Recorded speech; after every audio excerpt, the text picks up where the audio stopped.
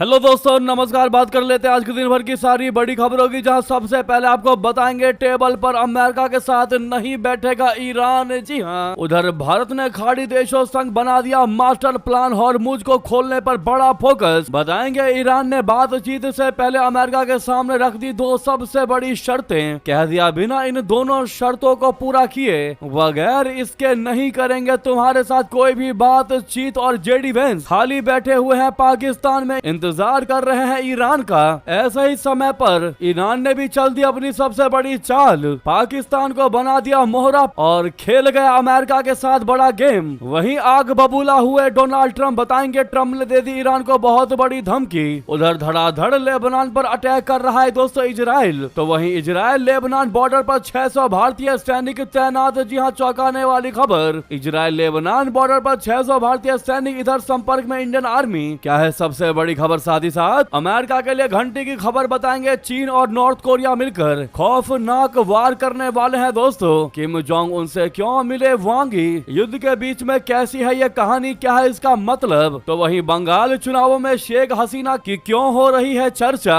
तो वहीं उत्तर प्रदेश की एसआईआर में क्या आपका नहीं है नाम? एक से एक बेहतरीन जानकारी विस्तार से आपको बताने वाले हैं। बस आप वीडियो के अंत तक बने रहिएगा। और खबरों में आगे बढ़ने से पहले अगर आप भी मानते कि ईरान बेशक छोटा देश है, लेकिन उसने अमेरिका जैसे सुपर पावर देश को नचा दिया है और पाकिस्तान को बेवकूफ बना दिया है, तो वीडियो को लाइक करके इस चैनल को सब्सक्राइब करके बेल आइकन दबा के कमेंट में जय हिंद अवश्य कह दीजिएगा। तो दोस्तों बात करते हैं पहली सबसे बड़ी खबर की, जहां इस्लामाबाद में अमेरिकी प्रतिनिधियों के साथ समझौता वार्ता की टेबल पर बैठने से ईरान के इनकार ने वैश्विक स्तर पर चिंता बढ़ा दी है दोस्तों। ईरान ने इस्लामाबाद शांति वार्ता से ठीक पहले अमेरिका के सामने बहुत बड़ी शर्त रख दी है, वो भी ऐसे समय में जब इस्लामाबाद में जेडी वेंस ईरान के प्रतिनिधियों का इंतजार कर रहे हैं। जी हाँ, ईरानी संसद के स्पीकर मोहम्मद बागेर गलीबाफ ने कहा है कि अमेरिका और ईरान के बीच सीज फायर पर बनी सहमति में तय किए गए 2 उपायों को अभी तक लागू नहीं किया गया है। उन्होंने कहा कि इसमें लेबनान में संघर्ष विराम और ईरान की जब्त संपत्तियों से पाबंदी हटाना शामिल है। हालांकि अमेरिका की ओर से इन शर्तों को लेकर फिलहाल कुछ नहीं कहा गया, लेकिन ट्रंप ने ईरान को बड़ी चेतावनी दे दी। ये देखते हुए कि जेडी वेंस उनका इंतजार कर रहे हैं और ईरान आनाकानी कर रहा है पाकिस्तान जाने को लेकर, ट्रंप ने कहा है कि तैयार रखें हथियार, करेंगे सबसे बड़ा अटैक अगर नहीं हुई बातचीत तो। जी हाँ, अमेरिकी राष्ट्रपति ट्रंप ने शुक्रवार को ईरान को अंतिम चेतावनी देते हुए कहा कि अगर इस्लामाबाद में होने वाली शांति वार्ता विफल रहती है तो अमेरिका फिर से बड़े पैमाने पर हमले शुरू कर देगा। डोनाल्ड ट्रंप ने स्पष्ट कर दिया कि उन्होंने अमेरिकी युद्ध पोतों को अत्याधुनिक गोला बारूद और हथियारों से लैस होने के निर्देश दे दिए हैं। ट्रंप ने बेहद ही आक्रामक लहजे में ये बात कही कि हम अपने जहाजों को अब तक के सबसे बेहतरीन हथियारों से लोड कर रहे हैं। अगर आज यानी शनिवार की वार्ता में कोई ठोस समझौता नहीं होता है तो हम उनका बहुत ज्यादा प्रभावी ढंग से उपयोग करेंगे, उसके बाद हम किसी की एक भी नहीं सुनेंगे। ट्रंप ने आगे कहा कि ईरान पहले ही काफी कमजोर हो चुका है और बातचीत ही उसके बचने का एकमात्र रास्ता है, और अगर अब तक ईरान बचा हुआ है तो वो भी सिर्फ बातचीत की वजह से ही बचा हुआ है, वरना ईरान को कब का नस्त नाबूद कर दिया होता। साथ ही उन्होंने कहा कि अमेरिका की सेना रीसेट मोड में है। उन्होंने चेतावनी दी कि यदि ईरान समझौते की शर्तों विशेष रूप से नो न्यूक्लियर और हॉर्मुज जलडमरू मद को खुला रखने का पालन नहीं करता तो ऐसी शूटिंग शुरू होगी जो दुनिया ने पहले कभी देखी भी नहीं होगी। दोस्तों, ईरानी संसद का स्पीकर मोहम्मद बागेर गलीबाफ ने सोशल मीडिया पर स्पष्ट कर दिया कि बातचीत शुरू करने के लिए अमेरिका को 2 मोर्चों पर तुरंत कदम उठाने होंगे। लेबनान पर हो रहे हमलों को तुरंत रोका जाना चाहिए। साथ ही अमेरिका द्वारा ब्लॉक किए गए ईरान के अरबों डॉलर के एसेट्स को तुरंत रिलीज किया जाए।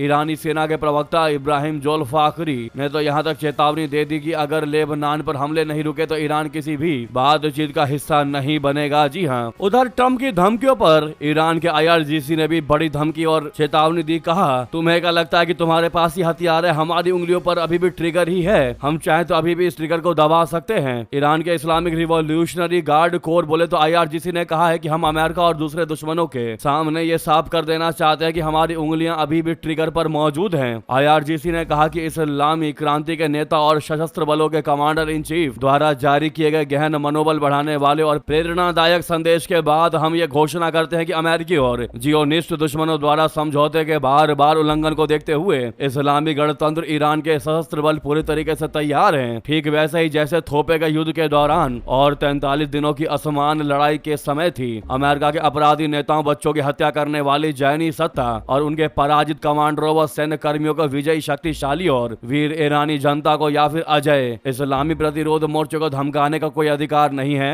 उसने यहाँ तक कह दिया कि ट्रंप और नेतन्याहू के लिए बेहतर यही होगा कि वे थोपे गए उस युद्ध के दौरान अपनी और अपनी सेनाओं की शर्मनाक हार को याद करें, जिसमें आत्म बलिदानी लड़ाकों द्वारा किए गए शक्तिशाली हमलों तथा अप्रत्याशित ऑपरेशनों का सामना करना पड़ा था और ईरानी जनता या अडिग प्रतिरोध बलों को धमकाने की कोशिश न करें। दोस्तों, बेशक ईरान छोटा देश है, लेकिन धमकी अमेरिका से भी बेहतर देना जानता है। IRGC की आपने काफी चेतावनियां सुनी होंगी, लेकिन आपने एक चीज जरूर पता किया होगा कि अमेरिका से बेहतर धमकी, इजराइल से बेहतर धमकी देना जानता है इजराइल।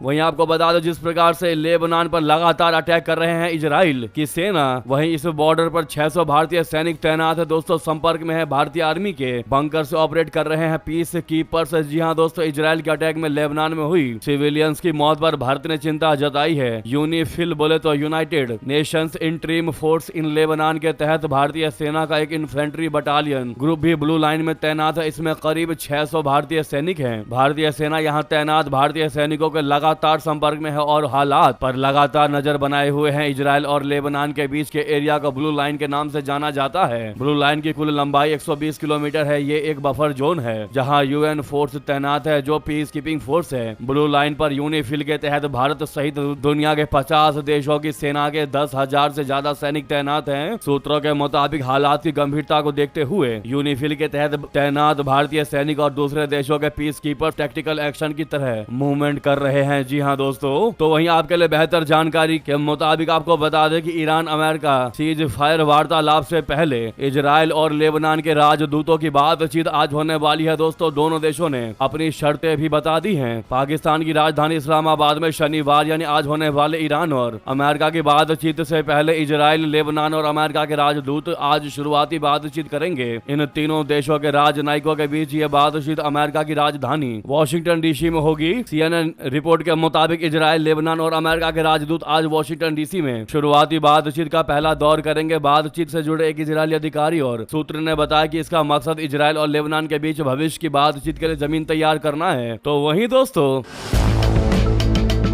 ऐसे में सबसे बड़ा सवाल यह है कि क्या ईरान अपना डेलीगेशन पाकिस्तान भेजेगा अमेरिका के साथ बातचीत करने के लिए, शांति वार्तालाप करने के लिए? ये सबसे बड़ा सवाल खड़े हो रहे हैं। ईरान ने क्लियर बोला है कि जब तक अमेरिका लेबनान के मुद्दे पर बात नहीं करेगा, इजराइल के अटैक को नहीं रोकेगा और हमारे जब्त किए गए एसेट्स को वापस नहीं देगा, तब तक कोई सीज फायर नहीं होगी और तब तक हम कोई पाकिस्तान अपना डेलीगेशन नहीं भेजेंगे। इस खबर ने हर किसी को चौंका दिया है। दोस्तों, अब सवाल यही है कि क्या JD Vance ऐसे ही वापस चले जाएंगे या फिर शहबाज शरीफ और मुनीर ईरान से बातचीत करेंगे कि भैया बातचीत यहाँ आकर कर लेना, जो आपके मुद्दे हो यहाँ पर आकर करना, कम से कम अपना डेलीगेशन हमारे यहाँ भेजो जिससे कि बातचीत हो और आप अपने मुद्दे रख सको। उसके बाद सीज फायर हो चाहे ना हो, लेकिन कम से कम बातचीत के मेज पर तो बैठो। हो सकता है दोस्तों पाकिस्तान के मनाने के बाद, क्योंकि ईरान पहले से ही बातचीत को माना हुआ है, बस उसको इन दो और मुद्दों पर बात करनी है। हो सकता है पाकिस्तान के कहने के बाद ईरान अपना डेलीगेशन JD Vance के लिए भेज दे। अगर ऐसा होता है तो रिपोर्ट्स में दावा किया जा रहा है कि इस्लामाबाद का सेरेना होटल प्रतिनिधिमंडलों की मेजबानी करेगा।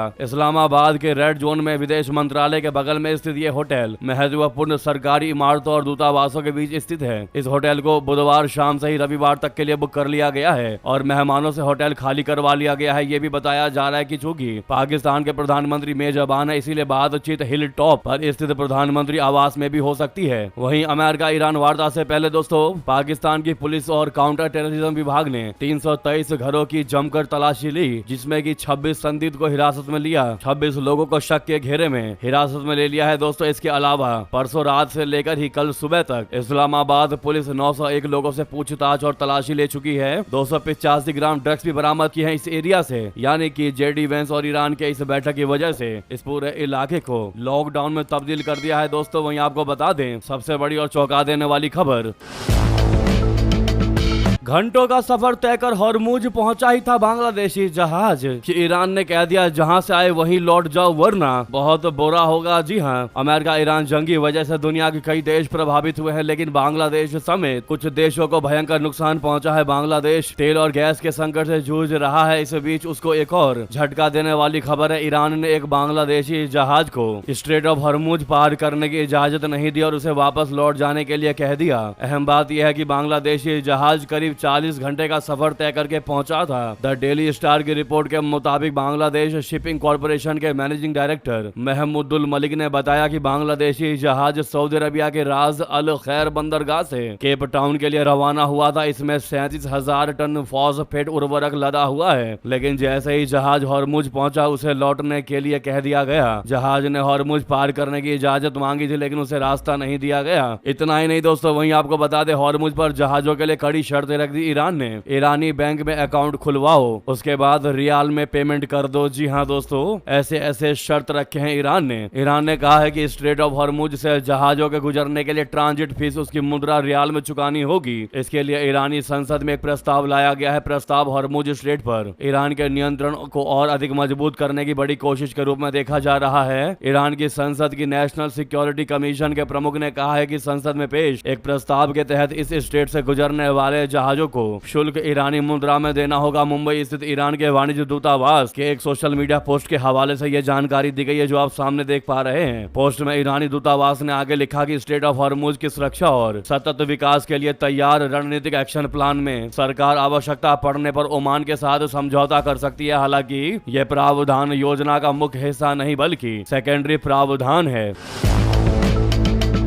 उधर आपको बता दें, पाकिस्तान, सऊदी, मिस्र और तुर्की बना रहे नया ब्लॉक। 4 मुस्लिम देशों के एकजुट होने का क्या पड़ेगा भारत पर असर दोस्तों। लेकिन उधर भारत ने भी खाड़ी देशों संग बना दिया मास्टर प्लान। आपको बता दें, पहले इन 4 मुस्लिम देशों को लेकर क्या है जानकारी वो आपको बताते हैं। सीज फायर की ये घोषणा पाकिस्तान, सऊदी अरबिया, मिस्र और तुर्की के विदेश मंत्रियों की बैठक के 2 हफ्ते से भी कम समय बाद हुई है। इस्लामाबाद में हुई इस बातचीत में चारों देशों ने ईरान में लड़ाई खत्म करने का आह्वान किया था। दी कंजर्वेशन के मुताबिक इस्लामाबाद की बैठक ने इन 4 देशों के ब्लॉक को ईरान और अमेरिका के बीच बातचीत के माध्यम के रूप में स्थापित किया। ये ब्लॉक युद्ध के बाद की परिस्थिति में एक नई क्षेत्रीय व्यवस्था की शुरुआत हो सकती है। ये ब्लॉक अस्तित्व में आता है तो भारत के सामने मुश्किल पैदा होगी। ऐसे ब्लॉक से पाकिस्तान की ताकत बढ़ेगी और वो निश्चित ही भारत के लिए परेशानी खड़ी करेगा। दोस्तों, 28 फरवरी को युद्ध शुरू होने से पहले इजराइल और ईरान क्षेत्र में अलग अलग थे। इजराइल के साथ सऊदी अरबिया के बीच किसी तरह के मेल मिलाप की संभावना नहीं है। इसकी वजह फलस्तीन का मुद्दा है। मिस्र और तुर्की के इजराइल से अच्छे संबंध नहीं है। पाकिस्तान के इजराइल से कोई औपचारिक संबंध नहीं है। ऐसे में तुर्की, सऊदी, मिस्र और पाकिस्तान के इजराइल से अच्छे रिश्ते नहीं हैं। इन देशों के ईरान से भी बहुत मधुर संबंध नहीं रहे हैं। अलग अलग मुद्दों पर इन देशों की ईरान से तनातनी रही है। इस पृष्ठभूमि में पाकिस्तान, सऊदी अरबिया, तुर्की और मिस्र ने पश्चिम एशिया स्थिरता के अपने प्रयासों को तेज करते हुए एक ब्लॉक की शक्ल ली है। ऐसे में तुर्की जैसे देश का साथ पाकिस्तान की सैन्य ताकत को निश्चित ही बढ़ाएगा। हालांकि भारत के लिए यह सिर्फ पाकिस्तान की ताकत बढ़ने तक सीमित नहीं है। भारत की ऊर्जा सुरक्षा भी पश्चिम एशिया से गहराई से जुड़ी हुई है। दोस्तों, सऊदी अरब में बड़ी संख्या में भारतीय रहकर काम करते हैं। ऐसे में इसके आर्थिक पहलू भी भारत के लिए सामने आ सकते हैं। ऐसे में भारत को इस बदलाव से सावधानी के साथ निपटना होगा। जिस प्रकार से पाकिस्तान, सऊदी, मिस्र और तुर्की एक साथ नया ब्लॉक बनाते दिखाई दे रहे हैं, जो कि भारत के लिए बड़ी परेशानी खड़ी कर सकता है। इसमें मेनली भारत के लिए जो टेंशन की बात है वो है सऊदी अरब। अगर इस ग्रुप में सऊदी नहीं होता तो भारत को टेंशन लेने की आवश्यकता नहीं थी, लेकिन सऊदी के साथ खास रिश्ता है भारत का, और अगर वो इन ग्रुप में शामिल होता है तो ये समझ लीजिए कि पाकिस्तान के साथ उसके संबंध जो है और ज्यादा तगड़े हो सकते हैं, क्योंकि ऑलरेडी उसके साथ एक पैक्ट पर समझौता हो चुका है कि तेरे पर वॉर मतलब मेरे पर वार, तेरे पर अटैक मतलब मेरे पर अटैक। जी हाँ, लेकिन वहीं आपको बता दे दोस्तों,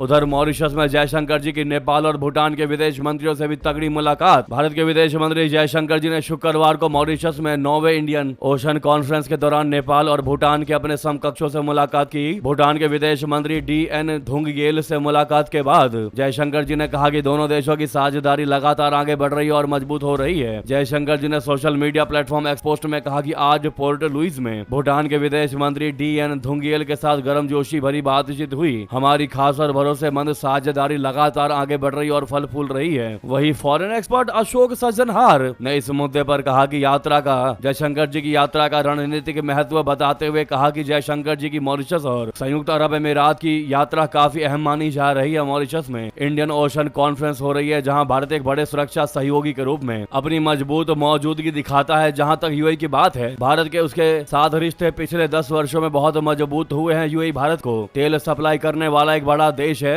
ये भारत का दूसरा सबसे बड़ा एक्सपोर्ट मार्केट भी है और एक बड़ा निवेशक भी है। वहाँ 30 लाख से ज्यादा भारतीय रहते हैं। यूएई एक ऐसे इलाके में है जहाँ अक्सर तनाव रहता है, इसलिए ये यात्रा और भी महत्वपूर्ण हो जाती है। तो दोस्तों वहीं आपको बता दें, अमेरिका के लिए खतरे की घंटी। चीन और नॉर्थ कोरिया मिलकर करेंगे खौफनाक वार। किम जोंग उन से क्यों मिले वांग यी? दरअसल बता दें, चीन के विदेश मंत्री वांग यी ने शुक्रवार को प्योंगयांग में वर्कर्स पार्टी ऑफ कोरिया के महासचिव और Democratic People's Republic of Korea यानी डीपीआरके के स्टेट अफेयर्स के प्रेसिडेंट किम जोंग उन से मुलाकात की। इस दौरान वर्कर्स पार्टी ऑफ कोरिया की 9वीं कांग्रेस और डीपीआरके की 15वीं सुप्रीम पीपल्स असेंबली के कामयाब आयोजन पर वांग यी ने जनरल सेक्रेटरी शी जिनपिंग की तरफ से जनरल सेक्रेटरी किम जोंग उन को बधाई दी। उन्होंने कहा कि उन्हें पूरा विश्वास है कि महासचिव किम जोंग उनके मजबूत नेतृत्व में उत्तर कोरिया की जनता मिलकर काम करेगी और देश में समाजवादी निर्माण का कार्य लगातार नई ऊंचाइयों पर पहुंचेगा। वांग यी ने कहा है कि पिछले वर्ष सितंबर में महासचिव किम जोंग उन ने सफलतापूर्वक चीन का दौरा किया और चीनी जन प्रतिरोध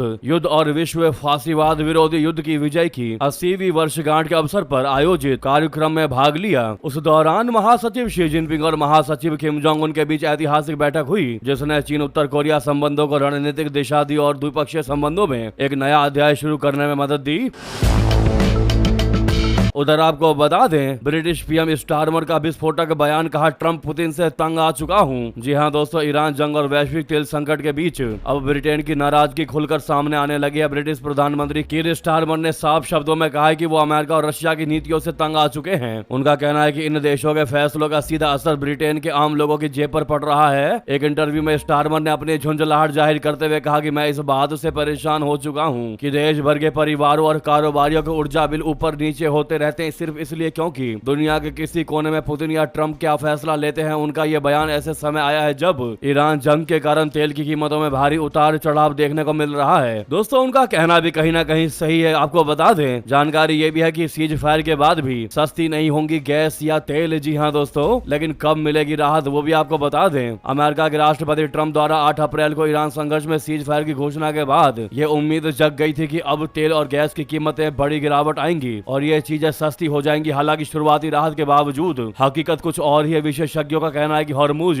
जल डमरू मद खुलने के बाद भी कीमतें तुरंत सामान्य नहीं होंगी और किल्लत खत्म होने में महीनों लग सकते हैं। सीज फायर की घोषणा के बाद वैश्विक बाजार में कच्चे तेल की कीमतें गिरावट जरूर दर्ज की गई है। ब्रेंट क्रूड लगभग 15 से 16% गिरकर करीब $93.73 प्रति बैरल पर आ गया है, जो पहले $110 से $120 तक पहुंच गया था। वहीं वेस्ट टेक्सास इंटरमीडिएट भी गिरकर करीब $94.52 पर आ गया है। नेचुरल गैस की कीमतों में भी करीब 5% की कमी आई है, लेकिन भारत में इसका असर सीमित दिखाई दे रहा है। कमर्शियल एलपीजी कुछ सस्ती हुई है, जबकि घरेलू सिलेंडर की कीमतों में अभी कोई बड़ी राहत नहीं मिली है। सवाल यह है कि हॉर्मुज खुलने के बाद भी क्यों जारी रहेंगी दिक्कतें। आपको बता दें, हॉर्मुज स्ट्रेट का खुलना सिर्फ एक सकारात्मक कदम है, लेकिन इससे पूरी व्यवस्था तुरंत पटरी पर नहीं आ सकती। युद्ध के कारण पाइपलाइन, तेल कुएं और रिफाइनरी क्षतिग्रस्त हुए हैं। हजारों टैंकर रास्ते में फंसे हुए हैं और कई जगहों पर मरम्मत का काम बाकी है। ऊर्जा एजेंसियों के मुताबिक उत्पादन दोबारा शुरू करने और बैकलॉग खत्म करने में लंबा समय लगेगा। यही वजह है कि कीमतों में रिस्क प्रीमियम बना रहेगा। अब सवाल यह है कि कब मिलेगी पूरी राहत। तो आपको बता दें, तेल और गैस की सप्लाई पूरी तरीके से सामान होने में लगभग कम से कम 3 से 6 महीने या उससे भी ज्यादा का समय लग सकता है। जी हाँ दोस्तों, तो यह है सारी कहानी। तो वहीं आपको बता दें, ईरान ने बंद कर दिया बैंक अकाउंट, भारत के लिए लिख दिया भावुक पोस्ट, कह दिया अब भारतीयों से कि पैसे मत भेजना। जी हाँ, अमेरिका के साथ जंग लड़ रहे ईरान की हिमायत में भारतीयों ने बड़ी तादाद में दान दिया। खासतौर पर कश्मीर लोगों ने न सिर्फ पैसे दिए बल्कि सोना, चांदी, पीतल, तांबे के बर्तनों से भी मदद की। इसके अलावा ईरानी दूतावास ने भी एक QR कोड जारी किया था जिसके जरिए आर्थिक मदद भेजी जा सकती थी, लेकिन अब यह QR कोड बंद कर दिया गया। इसकी जानकारी खुद ईरानी दूतावास ने दी। भारत में मौजूद ईरान के दूतावास ने QR कोड शेयर करते हुए लिखा कि भारत के लोगों के जरिए दिए गए सराहनीय सहयोग और समर्थन के लिए शुक्रिया। सूचित किया जाता है कि दूतावास के वे बैंक खाते जो पहले आर्थिक सहायता लेने के लिए बताए गए थे अब बंद कर दिए गए हैं। इसीलिए आपसे अनुरोध है कि इन खातों या दूतावास के नाम पर बताए जा रहे किसी भी अन्य खाते में पैसे ना भेजें। दोस्तों, जिस समय ईरान अमेरिका इजराइल से जंग लड़ रहा था तब भारत समेत कई देशों में उसके लिए आर्थिक मदद इकट्ठा की गई। भारत में खास तौर पर कश्मीर के अंदर के करोड़ों रुपए का चंदा इकट्ठा किया गया। इस दौरान न सिर्फ लोग पैसे दान कर रहे थे बल्कि सोने चांदी के गहने भी दान कर रहे थे। मासूम बच्चियों ने अपने कान की बालियां भी दान कर दी और अनगिनत बच्चों ने अपनी गुल्लकें भी दान कर दी थी। यहाँ तक कि अपने पुरखों की निशानियां भी दान कर दी थी। दोस्तों, ऐसे में अब ईरान भावुक होते हुए थैंक यू इंडिया कहते हुए कह रहा है कि अब पैसे मत भेजना, कोई भी दान मत करना। इस पर आपकी क्या राय है दोस्तों, अवश्य कमेंट कीजिएगा। तो वहीं आपको बता दें, बंगाल चुनावों में शेख हसीना की चर्चा क्यों टीएमसी बार बार शेख हसीना का नाम लेकर भारतीय जनता पार्टी को गिराना चाहती है। दोस्तों, कैसे बदनाम करने का प्रयास कर रही है ममता बनर्जी की पार्टी, आपको बता दें। तृणमूल कांग्रेस के वरिष्ठ नेता अभिषेक बनर्जी ने पश्चिम बंगाल में चुनावी भाषणों में बार बार घुसपैठ का मुद्दा उठाने के लिए शुक्रवार को केंद्रीय गृह मंत्री अमित शाह जी पर निशाना साधा और उनसे यह स्पष्ट करने को कहा कि क्या बांग्लादेश की अपदस्थ प्रधानमंत्री शेख हसीना को घुसपैठिया कहा जाना चाहिए। अभिषेक बनर्जी ने पहलगाम और नई दिल्ली में पिछले साल हुए आतंकवादी हमलों को नहीं रोक पाने की पृष्ठभूमि में गृह मंत्रालय की भूमिका पर सवाल उठा दिया। कोलकाता में एक संवाददाता सम्मेलन में अभिषेक बनर्जी ने अमित शाह जी से यह स्पष्ट करने की मांग की कि क्या शेख हसीना घुसपैठिया कहा जाना चाहिए जिन्हें भारतीय जनता पार्टी के नेतृत्व वाली केंद्र सरकार ने शरण दे रखा है। घुसपैठियों के खिलाफ कड़ी कार्रवाई करने और उन्हें दूर दराज के कोनों तक ढूंढ निकालने के शाह के संकल्प का जिक्र करते हुए अभिषेक बनर्जी ने आरोप लगाया कि केंद्रीय गृह मंत्री बार बार एक ही बात दोहरा रहे हैं और इस मुद्दे पर गलत जानकारियां फैला रहे हैं। उन्होंने कहा कि अगर हम घुसपैठ की बात करें तो बांग्लादेश की अपदस्थ प्रधानमंत्री शेख हसीना की क्या स्थिति है जो पिछले 1.5 साल से भारत में रह रही है, क्या वो बांग्लादेशी घुसपैठिया नहीं है। दोस्तों, आपको बता दें, अमित शाह जी के बयान के बाद तृणमूल कांग्रेस काफी चिढ़ा हुआ नजर आ रहा है, जो अब शेख हसीना के मुद्दे पर केंद्र सरकार को घेरने का प्रयास कर रहा है। लेकिन बनर्जी को यह पता होना चाहिए कि शेख हसीना के नेतृत्व में बांग्लादेश और भारत के संबंध बड़े अच्छे रहे हैं। शेख हसीना ने हमेशा से ही भारतीयों का, भारत का सपोर्ट किया है और भारत के दुश्मन देश पाकिस्तान से करनी काटी है, पाकिस्तान से दूर रहा है बांग्लादेश शेख हसीना के टाइम में। और जैसे जैसे शेख हसीना के गुण है भारत को लेकर, उनको भुलाया नहीं जा सकता। और अगर भारत की केंद्र सरकार ने शेख हसीना को भारत से विदा नहीं किया है, उसको भारत में ही शरण दिया, तो इसके पीछे कोई बहुत बड़ा एजेंडा, बहुत बड़ा भविष्य की रणनीति हो सकती है दोस्तों, जो कि छोटे मोटे नेता जल्दी समझ भी नहीं पाएंगे। ऐसे में टीएमसी को यह समझने में काफी वक्त लगेगा। क्या कहते हैं आप लोग दोस्तों, क्या है आपकी राय शेख हसीना मुद्दे पर, जरूर कमेंट करके बताइएगा दोस्तों। आपको बता दें, इससे पहले केंद्रीय गृह मंत्री अमित शाह जी ने शुक्रवार को पश्चिम बंगाल विधानसभा चुनाव को लेकर कोलकाता में बीजेपी का संकल्प पत्र जारी किया। इस दौरान उन्होंने बंगाल की जनता से कई बड़े वादे कर दिए। अमित शाह जी ने ममता के उस बात का भी तगड़ा जवाब दिया जब ममता बनर्जी ने बंगाल के लोगों से कहा था कि अगर भाजपा की सरकार पश्चिम बंगाल में बन गई तो मछली और अंडा खाने को नहीं मिलेगा। इसके जवाब में अमित शाह जी ने कहा कि क्या आप ऐसा मानते हैं? ऐसा नहीं है तो सवाल ही क्यों कर रही हैं? मुख्यमंत्री ममता बनर्जी सिर्फ और सिर्फ झूठ का प्रचार करती हैं और उसे प्रसारित करती हैं। चुनाव जीतने के बाद भाजपा सरकार आएगी और टीएमसी की सारी योजनाओं को खत्म कर देगी। ऐसा बिल्कुल नहीं है, हमने कहीं भी पुरानी सरकार की योजनाओं को खत्म नहीं किया। मैं आपको बता देना चाहता हूं कि 5 मई 2026 को पश्चिम बंगाल में भारतीय जनता पार्टी की सरकार आएगी और हम सब मिलकर राम राज की स्थापना करेंगे। वहीं उन्होंने कह दिया कि एक बार भाजपा चुनाव जीत जाती है बंगाल में तो वो सभी के लिए समान कानून सुनिश्चित करेगी, सीमाओं को सुरक्षित करेगी, घुसपैठ के खिलाफ सख्त रवैया अपनाएगी और जानवरों की तस्करी पर रोक लगाएगी। उन्होंने समान नागरिक कानून यानी यूसीसी को लेकर कहा कि अगर बीजेपी की सरकार बनती है तो राज्य में अगले 6 महीने के अंदर यूसीसी को लागू कर दिया जाएगा। वहीं आपको सबसे बड़ी चौंकाने वाली जानकारी बता दे, बंगाल से ही जहां वोटिंग से पहले बंगाल में बड़ा उलटफेर, ओवैसी की एआईएमआईएम ने हुमायूं कबीर से तोड़ दिया गठबंधन। दोस्तों, क्या है इसकी वजह बता दें। पश्चिम बंगाल की राजनीति में विधानसभा चुनाव की वोटिंग से पहले बड़ा उलटफेर देखने को मिला। अब असदुद्दीन ओवैसी की पार्टी एआईएमआईएम ने हुमायूं कबीर की आम जनता उन्नयन पार्टी से गठबंधन तोड़ दिया है। एआईएमआईएम ने एक्स पर पोस्ट किया, हुमायूं कबीर के खुलासों से यह जाहिर हो गया है कि बंगाल का मुसलमान कितने कमजोर हैं। एआईएमआईएम ऐसे किसी भी बयान से खुद को नहीं जोड़ सकती जिससे मुसलमानों की गरिमा पर सवाल उठे। आज की तारीख में एआईएमआईएम ने कबीर की पार्टी के साथ अपना गठबंधन तोड़ लिया है। पोस्ट में आगे लिखा कि बंगाल के मुसलमान सबसे गरीब, उपेक्षित और शोषित समुदायों में से एक है। दशकों तक धर्मनिरपेक्ष शासन रहने के बावजूद उनके लिए कुछ भी नहीं किया गया है। किसी भी राज्य में चुनाव लड़ने के पीछे एआईएमआईएम की ये नीति यही है कि हाशिए पर पड़े समुदायों की अपनी एक स्वतंत्र राजनीतिक आवाज हो। हम बंगाल चुनाव स्वतंत्र रूप से लड़ेंगे और आगे किसी भी पार्टी के साथ हमारा कोई गठबंधन नहीं होगा। जी हाँ। तो वहीं कन्हैया कुमार के घुसपैठिए वाले बयान पर भड़की बीजेपी, इलेक्शन कमीशन से कर दी बड़ी मांग। दोस्तों, कांग्रेसी नेता कन्हैया कुमार के बयान पर बीजेपी ने कड़ी प्रतिक्रिया जाहिर की है। बीजेपी प्रवक्ता शहजाद पूनावाला ने कहा कि जनता का अपमान, गुजरातियों का अपमान करना कांग्रेस की पहचान बन चुकी है। पहले मल्लिकार्जुन खड़गे ने उत्तर भारतीयों और गुजरातियों को अनपढ़ गवार बताया, अब कन्हैया कुमार भी गुजरात के लोगों का, असम के लोगों का अपमान करते हैं और बोलते हैं कि ये घुसपैठिए हैं। बीजेपी ने कन्हैया कुमार के बयान पर चुनाव आयोग से कार्रवाई करने की मांग की। दोस्तों, आपको बता दें, एक वीडियो सामने आया जिसमें कन्हैया कुमार कह रहे हैं कि सारे चोर एक साथ जमा हो गए हैं और बीजेपी में शामिल हो गए हैं इन चोरों के सरगना। जय शाह के पिता हैं। एक पत्रकार ने मुझसे कहा कि घुसपैठ एक मुद्दा है। मैंने कहा कि सबसे बड़ा घुसपैठिया तो गुजरात से आया है और उसे हिमंता बिश्व शर्मा के साथ यहाँ से भगाए जाने की आवश्यकता है। और भी बहुत सारी बातें कही दोस्तों बीजेपी के खिलाफ, जिस पर अब बीजेपी ने चुनाव आयोग से बड़े एक्शन की मांग कर दी। इस पर आपकी क्या राय है दोस्तों, अवश्य कमेंट करके बताइएगा। लगे हाथों वीडियो को लाइक करके, चैनल को सब्सक्राइब करके, बेल आइकन दबा के कमेंट में जय हिंद कह दीजिएगा। मिलता अगली बड़ी खबर में। यहाँ तक बने रहने के लिए आप सभी का बहुत बहुत धन्यवाद, बहुत बहुत आभार। जय हिंद, जय भारत।